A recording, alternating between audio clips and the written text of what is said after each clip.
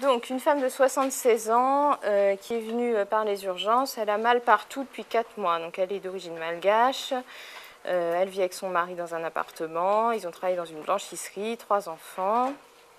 Donc, elle a donc un antécédent de cardiopathie ischémique avec pose de stent et de cholécystectomie. Elle est sous cardégique, Taor, Triatec, Doliprane. Depuis 4 mois, elle a mal partout, hein, mais surtout dans la région lombaire, le bassin, les membres inférieurs, les épaules, le dos, les chevilles. Donc elle arrive à dormir la nuit, mais elle ne peut plus bouger. Elle a vraiment du mal à quitter son fauteuil ou son lit. Voilà, une marche dandinante. Elle ne sort plus de chez elle puisqu'elle est au 4e étage sans ascenseur. Et puis, en fait, c'est un peu plus ancien que ça, parce que quand vous reparlez avec son mari, ça fait bien 6 mois qu'elle ne sort plus de la maison. Donc, à l'examen, elle est un petit peu maigrichonne, 46 kg pour 1,55 m, un rachis qui est raide dans son ensemble, les articulations qui sont mobilisables et il n'y a pas de limitation, mais par contre, c'est très très douloureux. Il n'y a pas d'articulation gonflée, pas de lacet ni de léri, les réflexes tous présents. Pas de déficit neurologique, pas d'anomalie de l'examen clinique. Et à la biologie, bon, une petite anémie peut-être, un ionogramme qui reste normal, une créate normale, une calcémie et une phosphorémie qui sont basses. Et donc vous avez cette radio de bassin. Alors, quelle est la prise en charge à visée antalgique? On va lui prescrire un repos au lit. Sinon, on voit que le Doliprane ne suffit pas. Donc on va passer sur un palier 2 directement, puisqu'elle a déjà 3 grammes par jour. Et donc si ça ne suffit pas, on va devoir passer à des morphiniques associés au paracétamol. Donc on va faire 60 mg au début, en deux prises par jour, associées à des interdoses tous les 4 à 6 heures égales à la dose journalière. On pourra augmenter progressivement les doses. On va faire des traitements associés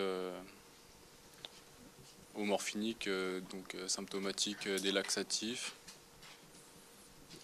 Et puis on va faire un traitement surtout étiologique.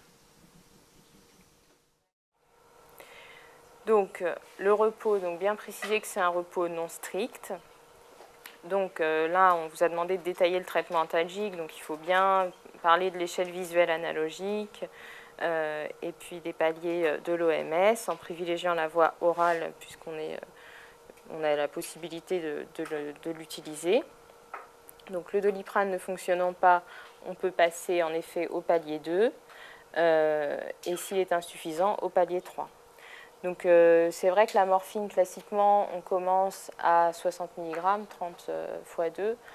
Dans le cas d'une personne âgée, parfois on a tendance à prendre des doses un petit peu plus basses pour le début, et, parce qu'il y a souvent des problèmes de tolérance au niveau des morphiniques.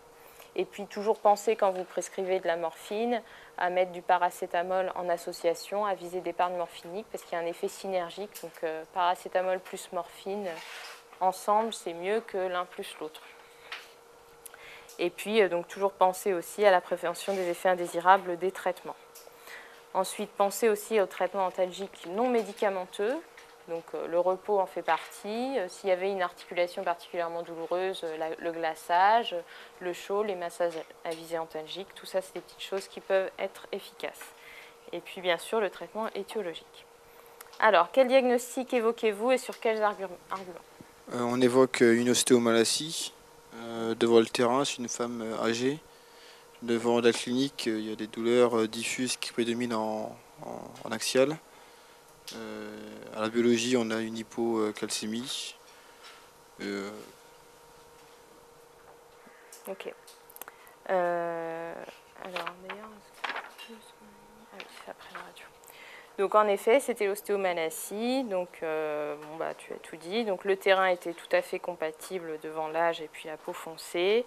La patiente, donc, qui avait des douleurs diffuses, mécaniques, bon, voilà, c'est écrit hein, dans la région pelvique rurale.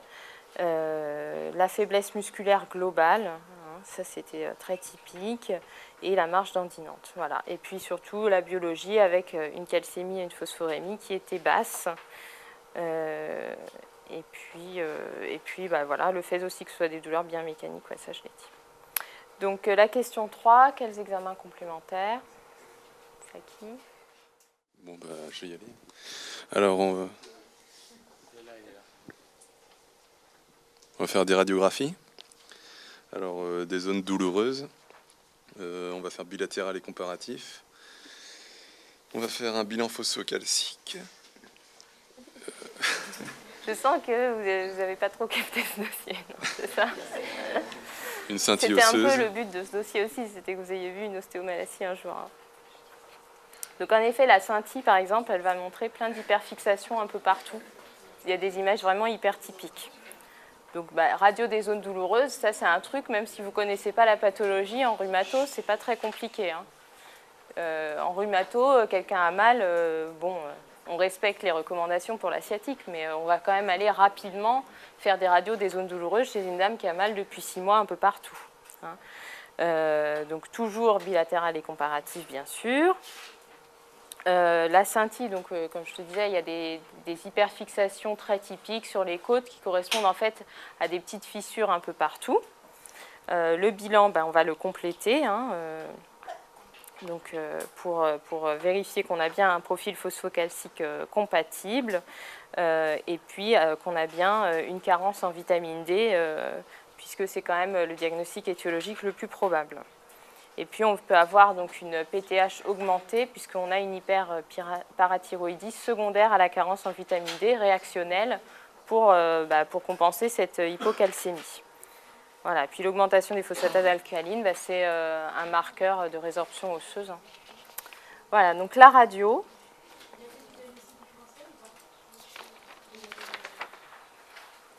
Non. Donc la radio. Donc c'est une radiographie de bassin de face avec une hypertransparence osseuse diffuse. C'est le seul chose que vous voyez. C'est que j'ai eu beaucoup de mal à mettre au point en fait. Ça paraît flou. Mais même sur le vrai cliché, c'est comme ça. Ça paraît flou. C'est un os qui est pas net, quoi. C'est pas clair. Et alors l'astrie de Loser-Milkman, c'est cette petite chose là. Donc c'est en fait une image perpendiculaire dans la corticale. D'accord? Vous voyez? C'est ça là. Bon. Comment? C'est l'astrie de Loser-Milkman. Donc ça correspond en fait à une petite fissure qui est liée à la fragilité osseuse dans l'ostéomalacie. Ça, c'est un signe quasi pathognomonique d'ostéomalacie. Oui. Non. Voilà.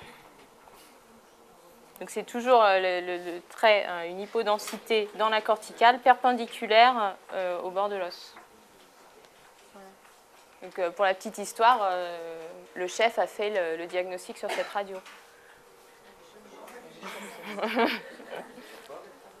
Sur l'astrie de Loser-Milkman.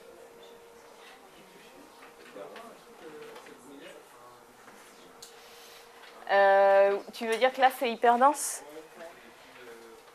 Je pense que c'est la photo aussi qui abîme un petit peu, mais globalement, dans les sacro-iliaques, en premier, il vaut mieux regarder les pieds, c'est là où on peut vraiment mieux analyser. Donc là, tu vois bien l'interligne articulaire quand même des deux côtés. Bon, mais c'est vrai que là, tu peux dire que c'est un peu dense, là aussi, dans ce cas-là, mais bon. Puis t'es pas du tout dans le contexte de douleur inflammatoire qui te ferait évoquer une spondylarthropathie. Voilà. Donc les étiologies possibles de l'ostéomalacie, soit par des hépatopathies, cirrhoses, insuffisance rénale chronique, des anomalies génétiques ou des traitements favorisant le métabolisme de la vitamine D. Ensuite, il y a d'autres causes plus rares, donc l'hypophosphorémie ou l'hypophosphatasie. Et puis les toxiques, donc ça c'est plus des histoires de guerre, mais fluorose, le strontium, il y a aussi le sélénium, je crois, voilà, qui sont des minéraux en gros qui vont aller prendre un peu la place du calcium et qui vont un peu abîmer l'os. Et puis, ouais, par excès de bisphosphonate, on peut avoir aussi ce genre de choses. Donc, chez elle, une vieille dame qui est toute seule, enfin, qui n'est pas toute seule avec son petit mari, mais dans le contexte, on est vraiment sur la carence en vitamine D, et c'est la cause la plus fréquente et celle qu'il faut que vous reteniez. Et puis, comme elle ne sort plus de chez elle, il n'y a pas d'ensoleillement, puisque vous savez qu'il y a un métabolisme de la vitamine D au niveau de la peau, qui est son hydroxylation, pour transformer la vitamine D1 en D2, puis après elle est transformée de D2 en D3 au niveau du rein.